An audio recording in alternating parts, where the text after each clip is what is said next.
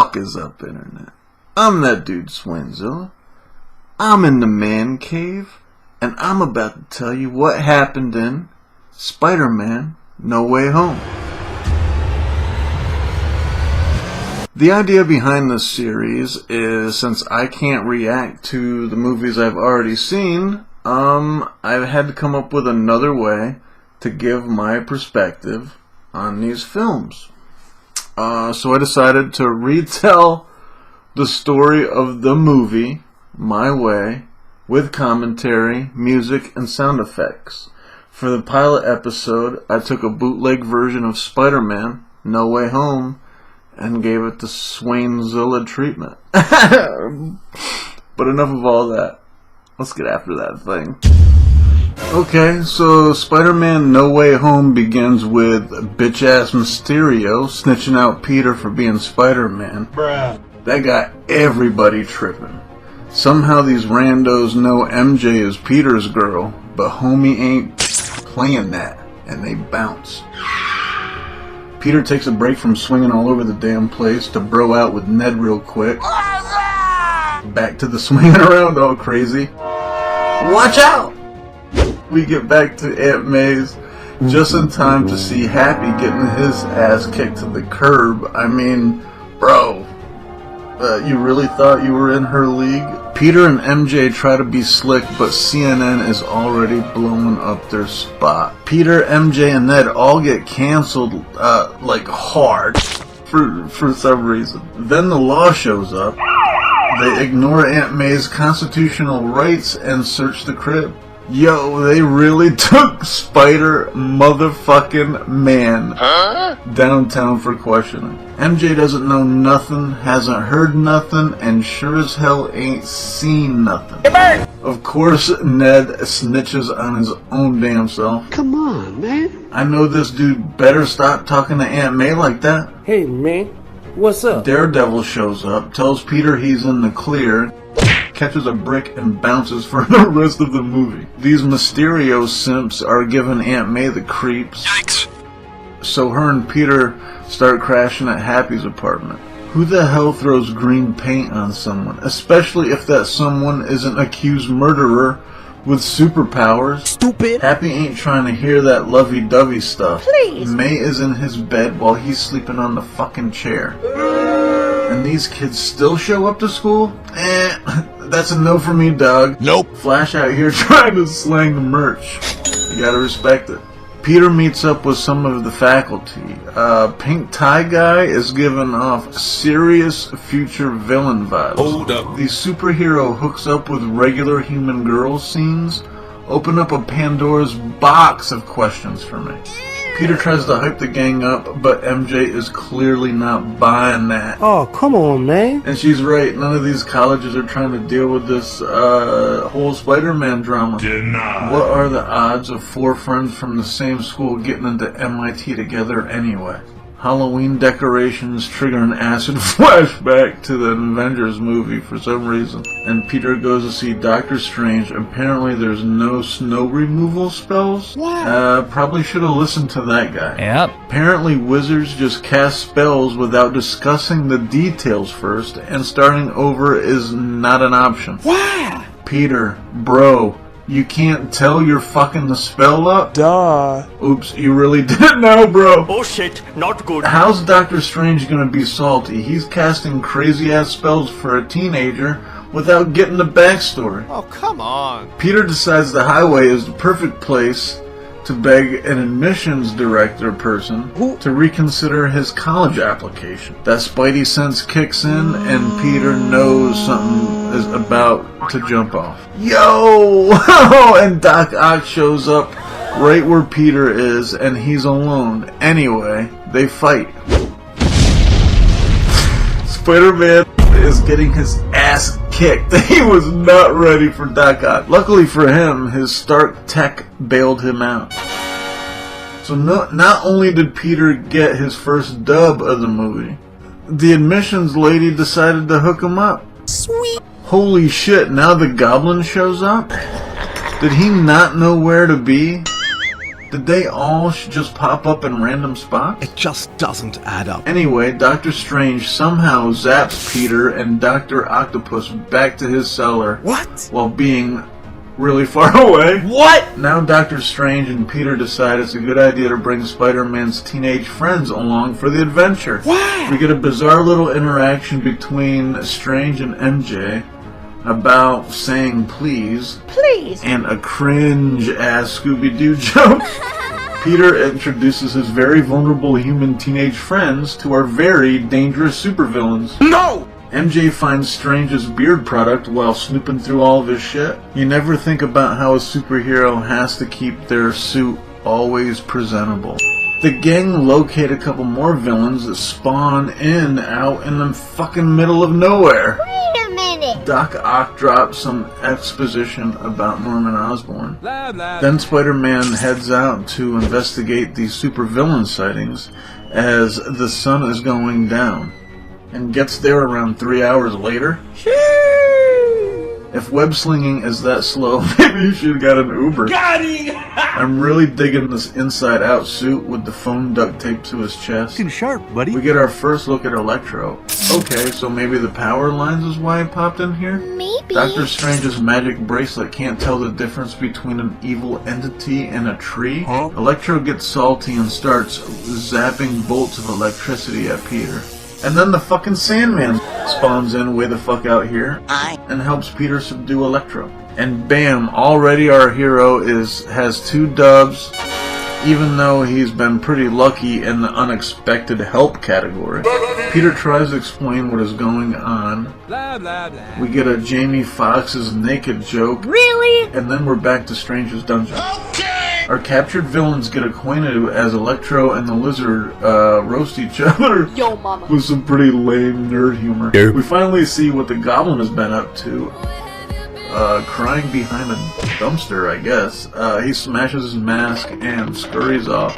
And then somehow ends up with Aunt May. Oh, hell no! And now Norman Osborn is a sniveling, confused old man. Huh? Aunt May convinces Peter that he's gotta help these villains, even though they're so evil that another Spider-Man had to kill them. What the hell? J. Jonah Jameson goes full Alex Jones. They turned the friggin' frogs gay! Norman, Doc Ock, and the Sandman reminisce about the good old days. And the villains figure out they are all dead now in their universe. For real? Strange shows back up to send the villains back to where they came from, but Peter gets tilted and bounces with the magic box. Strange ain't gonna let that slide, so he does the soul-body separation thing, but Peter's Spidey sense counteracts it. They get into a chase across the trippy-ass mirror dimension until Spidey tricks Doctor Strange into trapping himself. Great success. Peter thinks if he can cure the villains of their superhuman powers, he can save them. Say what? And Norman gives us a meme remaster. Peter and Aunt May get all of the villains back to Happy's apartment, but Octavius is not happy about it. Then Peter shows the villains his plot armor. A machine that can design and make anything he needs, whenever. Fire. May and Doc Ock have a moment. What? Electro and Sandman have a heart-to-heart about falling, while Norman and Peter make progress on the cures. Doc Ock is the first guinea pig. Bing bang boom, Stark Tech does the trick, and Otto is cured and grateful. Yes! Plus the Spidey suit gets an upgrade. Octavius checks in on Norman, and honestly, we're not getting the best vibe. No thanks. Electro gets his medicine that suspiciously takes time to drain the electricity out. Seems fishy. The Sandman still just wants to go home, but like, too much in a suspicious way. Peter gets hit with a serious case of the tingles. Spider sense is tingling. We really don't know what he's sensing. Wham! The Goblin has taken Osborn over again. Surprise, motherfucker! May scoops up the cures and bounces. Electro kifes the arc reactor and yeets Dr. Octopus out the window. Peter and Norman throw each other around a bit until Osborn goes into full Goblin sadomasochism territory. What the hell? The Lizard shows up for a second and then Goblin body slams Peter through 5 or 6 floors. The Goblin has Spider-Man dead to rights. Then May saves the day. Wait, it didn't work? Norman has Spider-Man dead to rights again. Here we go again. So he hits May with his glider, jumps on his glider, throws a few pumpkin bombs, and then bounces? Oh damn, Aunt May survived all of that? Oh, never mind. Come on, man. You gotta feel for Happy, although we probably didn't even have a chance in the long run. Nope. Peter is going through it right now. Everything since fucking that spell up is his own damn fault.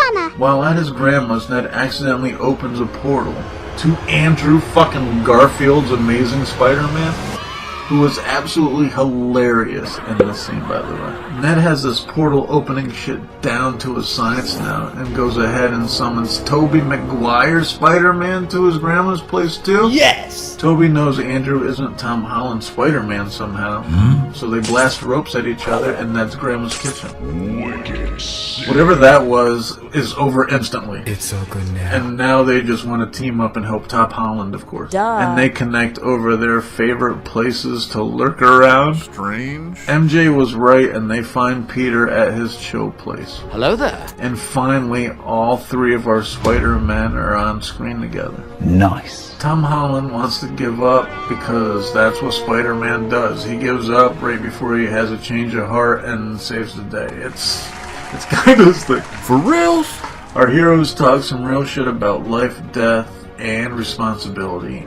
Andrew goes off about how he was out to hurt motherfuckers after Gwen died. Yikes. Toby hits us with some revenge ain't it type shit. Chill. Then they bond over the with great power comes great responsibility line. Giggity. And Tom's back on board to save the day. Challenge accepted. And now our heroes spend a significant chunk of runtime in a lab. Boring. We do get some potential foreshadowing with Ned's character though.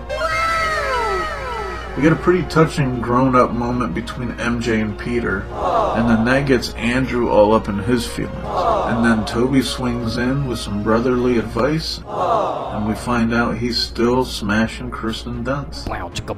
We get a pretty good, what Peter are you talking to, joke. It's a layup, but it lands pretty good. Andrew roasts Toby's drip, so he flashes a suit, shoots a web out of his body, and blows everyone's mind. Tom maps out our plan.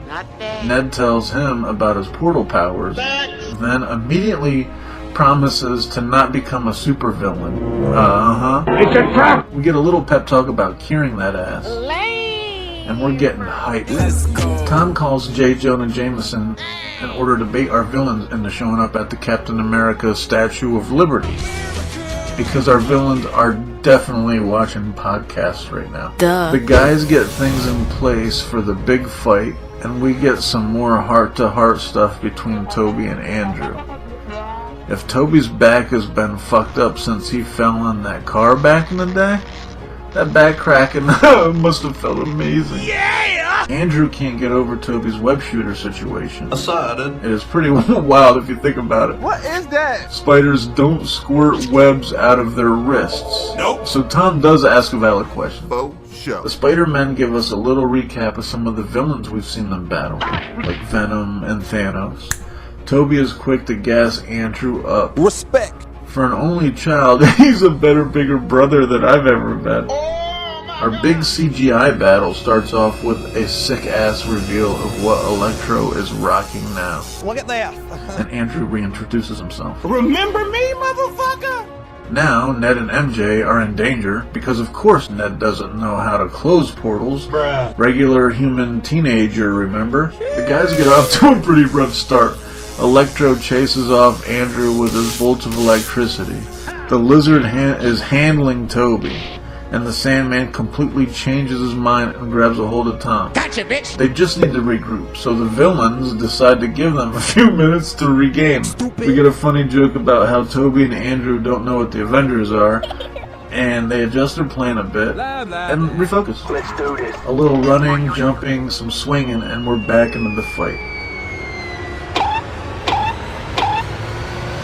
Holy fuck. We get our epic face-off scene between the bad guys and the good guys. Nice. The lizard tries to foil our hero's new plan, but Andrew, Tom, and Toby show off their newfound teamwork and cure the Sandman. The Spider-Man are no match for Electro now that he has an arc reactor. The Lizard chases Ned and MJ around until they are out on the scaffolding. And just as it looks like Electro has the upper hand, Dr. Octopus shows up, tries to do a little switcheroo thing, and ends up making Jamie Foxx take his cure. Ned accidentally opens up a portal that subdues the Lizard long enough for MJ to throw his cure to Tom for the alley-oop. Doctor Strange finally shows back up and seems impressed that Tom Holland's plans seem to work. And he seems a little weirded out that Ned is opening portals now. We get a touching moment between Max and Andrew, a Miles Morales Easter egg, and a pretty cool moment with Toby and Octavius. Did we just become best friends? Tom introduces Strange to Toby and Andrew, but Strange is totally over the shit. Jesus Toby gets the tingle and the fucking goblin glides in out of nowhere after swiping the box and cutting off one of Doc Ock's tentacles. He ends up blowing up the box with a pumpkin bomb. MJ gets knocked off the scaffolding. Tom tries to save her, but the goblin intervenes. So Andrew gets a chance to redeem himself. Kinda. I mean, Gwen is still dead. Now the entire universe is being ripped apart, and Strange is digging deep into the spells to keep it all together. Tom uses one of the Goblin's own pumpkin bombs to crash land his glider on the Statue of Liberty's Captain America shield. Where? The Green Goblin and Tom go back and forth a bit, and Tom Holland just goes off and fucks the Goblin up. Tom Holland's Spider-Man decides he wants revenge for Aunt May. He lifts the Goblin's glider and totally commits to ending this motherfucker. Big Brother Toby stops him just to end up getting stabbed his damn self. Stupid. The Goblin talks some more shit before Andrew and Tom use a little razzle-dazzle to cure him. Tom does give it a little extra twist there at the end.